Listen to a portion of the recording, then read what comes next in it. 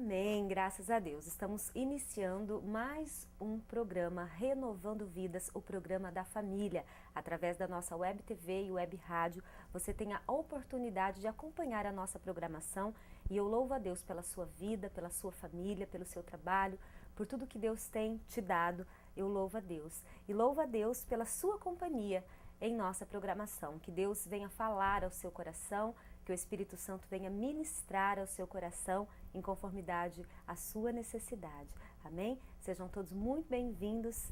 Este programa é feito para você, para abençoar a sua vida. Este programa é de Deus e Deus é seu Pai, é seu amigo e Ele vai falar com você através desta programação. Amém?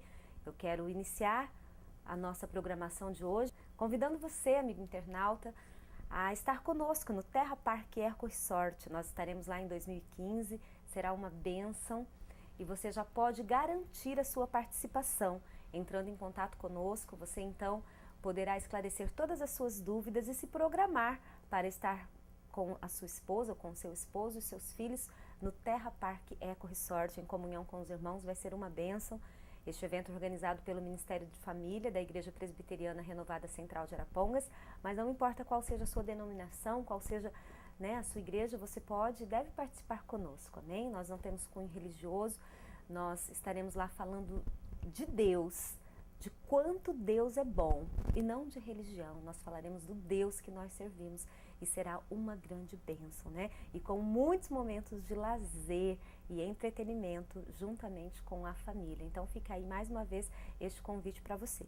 Quero também convidá-los para que vocês possam conhecer o nosso material Lições para a Família.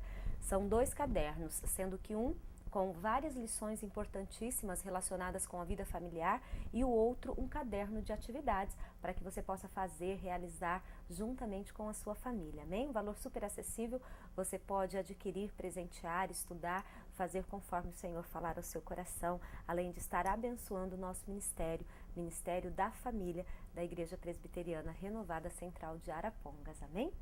Vamos partir então para o nosso momento de meditarmos na palavra do Senhor.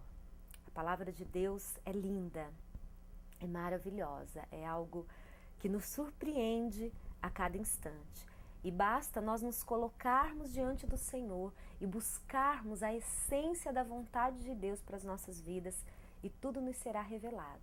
E para isso nós precisamos ler a palavra de Deus, buscar discernimento e entendimento da parte do Senhor, para que possamos compreender exatamente o que Deus quer da minha e da sua vida.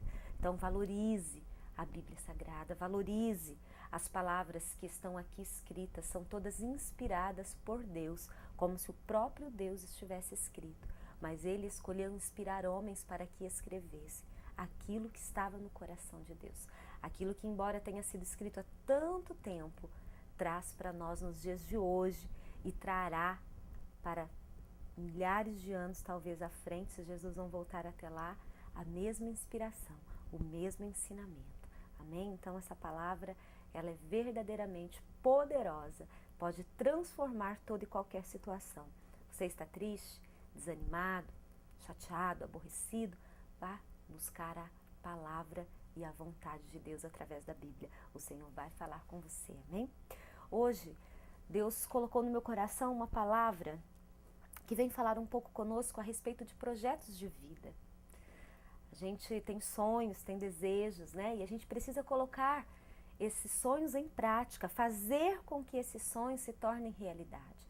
Principalmente no que se refere ao reino de Deus, à obra de Deus nesta terra.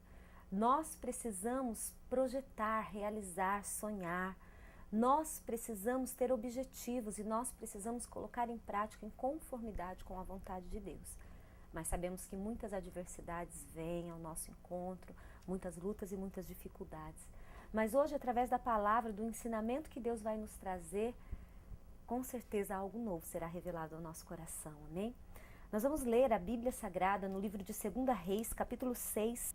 Nós vamos ver a história do momento em que Eliseu faz o machado flutuar.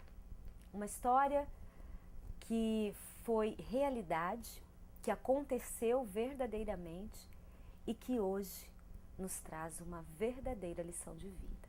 Amém? Vamos acompanhar a palavra do Senhor. Segunda Reis, capítulo 6, a partir do versículo de número 1. Disseram os discípulos dos profetas a Eliseu: Eis que o lugar em que habitamos contigo é estreito demais para nós. Vamos, pois, até o Jordão, tomemos de lá cada um de nós uma viga e construamos um lugar em que habitaremos. Respondeu ele: Ide. Disse um: Serve-te de ires com os teus servos? Ele tornou: Eu irei. E foi com eles. Chegando ao Jordão, cortaram a madeira. Sucedeu que enquanto um deles derribava um tronco, o machado caiu na água e ele gritou e disse: Ai, meu senhor, porque era emprestado. Perguntou o homem de Deus: Onde caiu? Mostrou-lhe ele o lugar.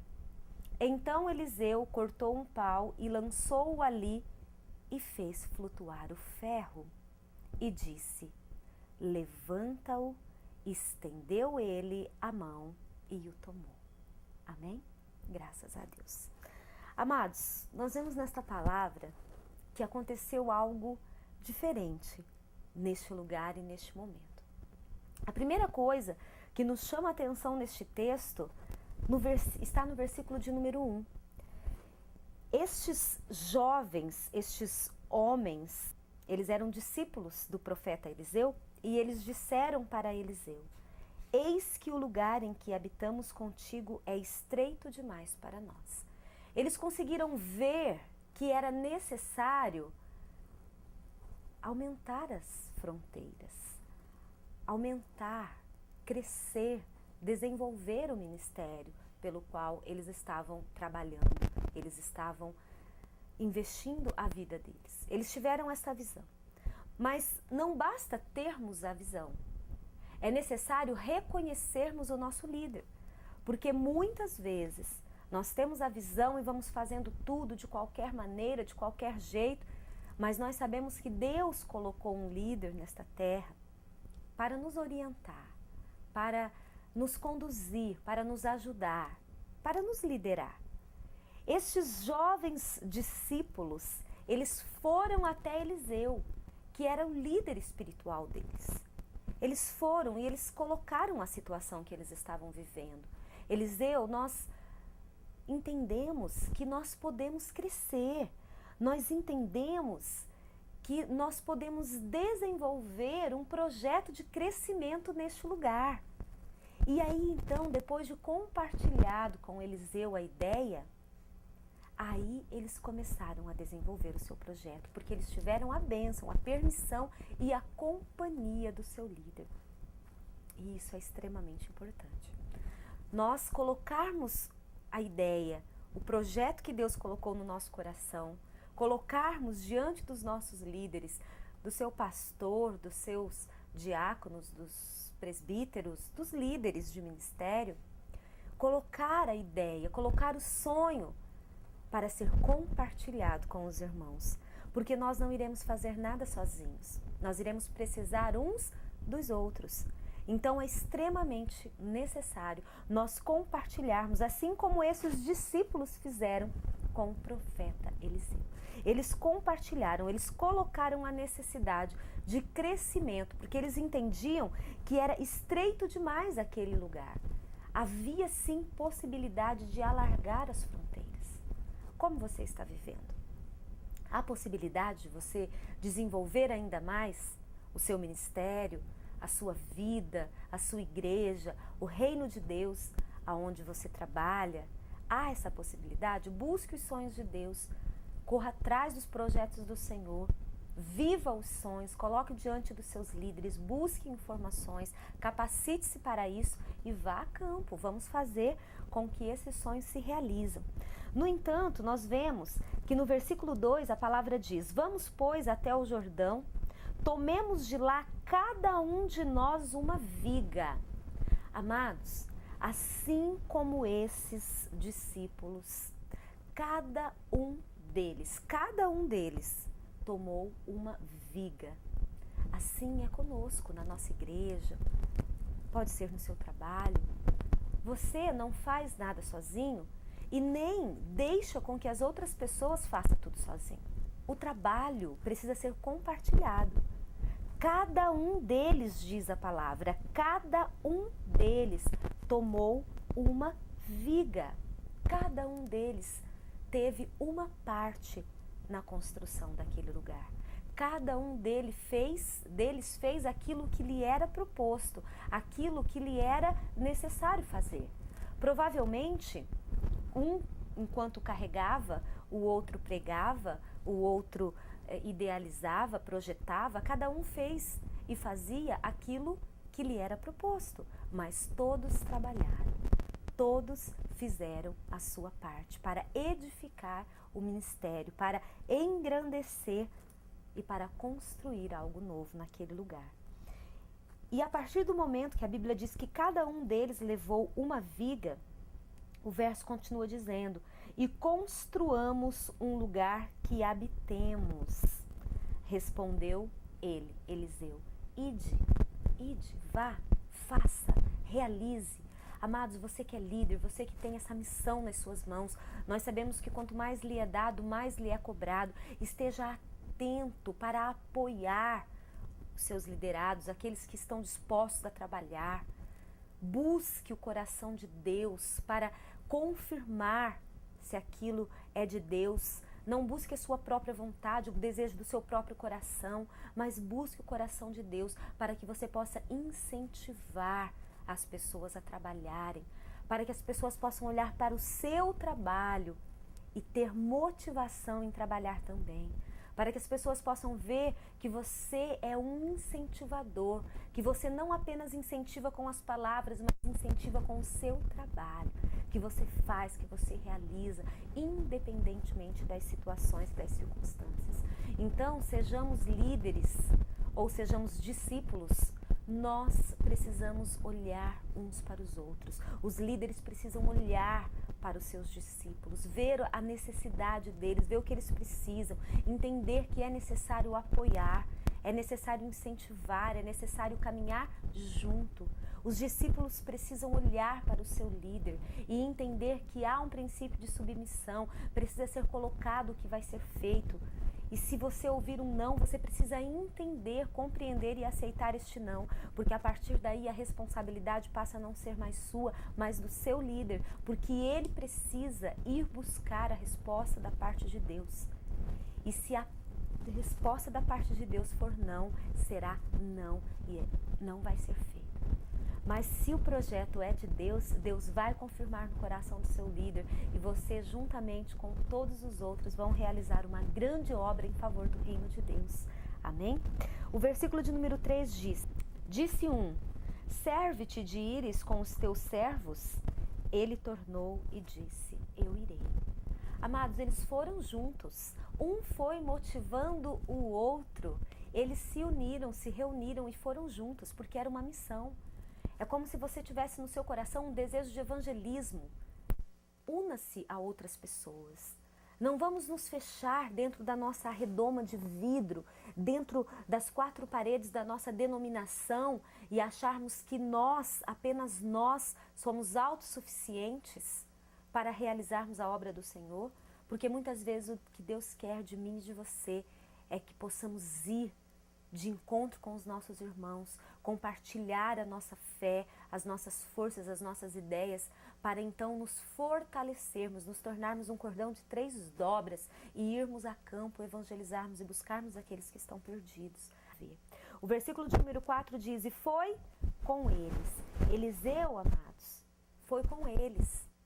Eliseu não deixou que os seus discípulos fossem sozinhos e ele ficou sentado esperando o retorno e as informações. Eliseu não foi aquele tipo de líder que disse: muito boa a ideia, então vocês vão e eu vou ficar aqui perguntando para os outros irmãos como está lá, perguntando para os outros o que aconteceu de errado. Porque nós sabemos que muitas vezes quando é outra pessoa que passa para você o que aconteceu, ele passa da maneira com que ele viu, não exatamente como aconteceu. Então o líder precisa caminhar junto. Eliseu foi com eles. E eles então, diz o versículo de número 4, chegaram ao Jordão e cortaram a madeira. Eles chegaram próximo ao Rio Jordão. E ali eles cortaram a madeira, eles começaram a desenvolver o trabalho, começaram a edificar um novo ministério, algo novo, algo que provavelmente ia mudar a vida e a história de todos eles. Mas foi necessário que todos eles trabalhassem, colocassem a mão ali no trabalho braçal, fizessem algo. O versículo de número 5 diz que sucedeu que enquanto um deles derribava um tronco, o machado caiu na água. Amados, nós vemos aqui que apenas um deles, provavelmente este discípulo estava trabalhando, estava com tanta ansiedade que ao cortar a madeira, ele se descuidou e o machado caiu na água, caiu dentro do Rio Jordão. Amados, a Bíblia aqui não especifica, mas talvez os outros simplesmente continuaram o seu trabalho, sem se preocupar com o que havia acontecido com o seu irmão, com o seu companheiro. Talvez os outros, cada um pensando no que tinha que fazer, não pararam um pouco a correria, a agitação, a pressa de realizar para olhar para o seu irmão e ver a necessidade dele. Talvez este discípulo se sentiu sozinho neste momento, porque ele percebeu que aquilo havia acontecido com ele. Com os outros tudo caminhava bem, mas com ele naquele momento havia um problema, havia uma situação para ser resolvida. É ou não é assim na nossa vida?